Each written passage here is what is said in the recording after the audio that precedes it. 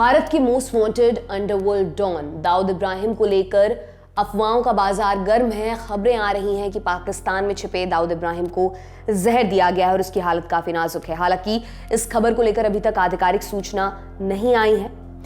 जिस दाऊद के नाम से दुनिया एक समय खौफ खाती थी, उस दाऊद की जिंदगी में एक रात ऐसी भी आई थी जब वो खूब रोया था। दाऊद की जिंदगी के इस किस्से के बारे में एक बार हमारे साथी निखिल ने किताबी बातें शो में विस्तार से बताया था।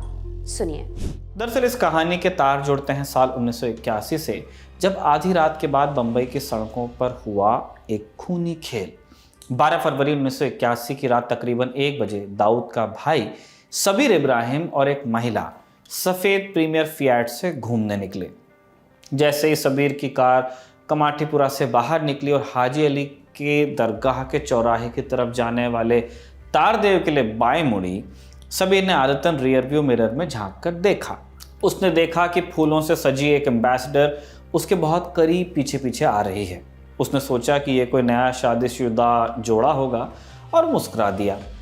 आधी रात बीत चुकी थी और अचानक उसका ध्यान फ्यूल के मीटर की तरफ गया। वो धीरे से बड़बड़ाया और पेट्रोल पंप की तलाश में इधर उधर देखने लगा कि अब तेल लेना पड़ेगा।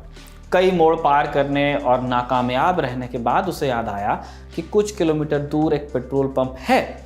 उसने उम्मीद की कि उसकी कार 4-5 किलोमीटर की दूरी तो तय कर लेगी जितना तेल है उसमें।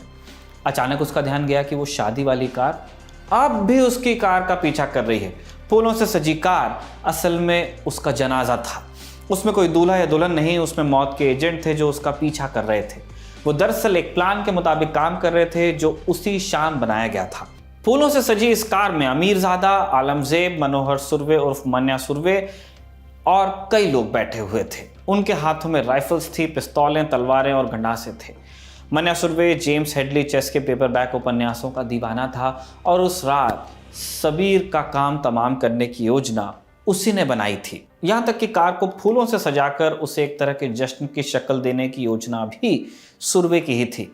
पीछा करने वाले जानते थे कि उन्हें कुछ देर तक सबीर की कार के पीछे चलने के बाद रोकने के लिए उससे आगे निकलना होगा और कार पर सजे फूल उन्हें बिना किसी शक आगे निकलने की राह दे देंगे, आसान कर देंगे।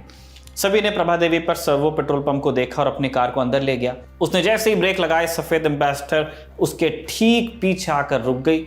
चौकन्नेपन और खौफ के मारे उसका दिल बेकाबू होकर धड़कने लगा। वो अपनी बंदूक की तरफ लपका, लेकिन सबीर को कुछ सेकंड्स की देर हो ही गई। हथियारों से लैस 5 आदमी सफेद एम्बेसडर से कूदे और उन्होंने सबीर की कार को घेर लिया। उसके हाथ पैर ठंडे पड़ गए, गला सूख गया, खून उसके दिमाग में तेजी से दौड़ रहा था, लेकिन तब भी उसे सब कुछ धुंधला दिखाई दे रहा था। इसके बाद बंदूकों ने कार के अगले शीशे को चकनाचूर करते हुए और सबीर के जिस्म को भेदते हुए आग उगलना शुरू कर दी। हमला इतना ज़ोरदार था कि सबीर की दर्द और यातना की चीखें कुछ ही पल कायम रह सकीं। हुसैन जैदी लिखते हैं कि पेट्रोल पंप के कर्मचारी और आसपास के लोग इस क्रूर हत्या के नज़ारे को और उस महिला की अंतहीन चीखों को वर्षों बाद भी दहशत के साथ याद करते हैं। कोई नहीं कह सकता था कि उस रात सबीर पर कितनी गोलियां दागी गई थी, लेकिन पोस्टमार्टम के मुताबिक 9 गोलियां उसके जिस्म से मिली और 19 कार की सीटों के विभिन्न हिस्सों और वाहन के कारपेट और मेटालिक फ्रेम से निकली। हुसैन जैदी लिखते हैं कि जब सबीर की लाश मुसाफिर खाना में लाई गई तो पूरा इलाका दाऊद की माँ और 4 बहनों की चीखों से हिल उठा। इब्राहिम, दाऊद के पिता, हालांकि अपने सबसे बड़े बेटे के गोलियों से छिदे हुए जिस्म को देखते हुए सदमे से एकदम खामोश थे। सबीर का जनाजा फूलों से लदा हुआ था और सारी गली गहरे शोक में थी। दाऊद अंदर तक हिला हुआ था। सबीर की हत्या उसके अपने आधे वजूद की हत्या जैसी थी। वो समझ नहीं पा रहा था कि ये कैसे और क्यों हुआ। वो रात भर रोता रहा था और इस सच्चाई को कबूल नहीं कर पा रहा था कि उसका भाई मर चुका है, लेकिन उससे अपने जज्बातों पर काबू पाना ज़रूरी था।